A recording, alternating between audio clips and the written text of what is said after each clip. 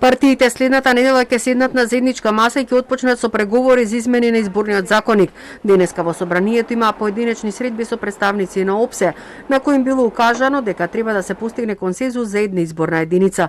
Демократскиот сојуз и Алтернатива сметаат дека сега е моментот да се разговара за изборните правила.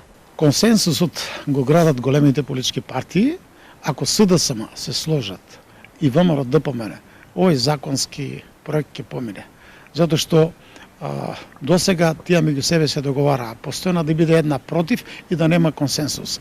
Дали се бара консенсус од сите партии, тогаш кога го сменя законот да имат 4 партии системска предност. Дали побараа согласност од другите партии? Не, тие сами го донесоа. Така да никогаш нема да се договориме сите партии. Една изборна единица треба да е прифатлива и реално со тоа што се дава предност на било кој граѓанин од државата да може да поддржува за идејата. Алијанса на албанците смета дека треба да има 8 изборни единици и отворени листи. Подготвени се за диалог и изнесување на аргументи, но се сомневаат дека до следните избори ќе дојде до промени.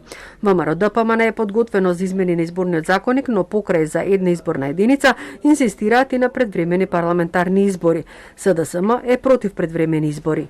ВМРО ДПМН е подготвено да разговара за промени во изборниот законник и да ги слушне барањата на помалите политички партии за една изборна единица и доколку тоа е проблем на СДСМ и ДУИ, тогаш ВМРО ДПМН ќе прифати и предвремени парламентарни избори без техничка влада и со една изборна единица. Во делот на калкулациите, во делот на сите оние лажни обвинувања и прифаќање на понудите, тоа е лицемерието кој што го има ВМРО ДПМН, се со цел да издействува, да избоксува предвремени парламентарни избори кои што на граѓаните во моментот не им се потребни.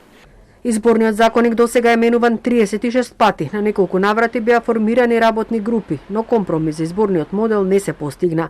Со децении се гласа во 6 изборни единици со затворени листи, што ги исклучува шансите на помалите партии или независни кандидати.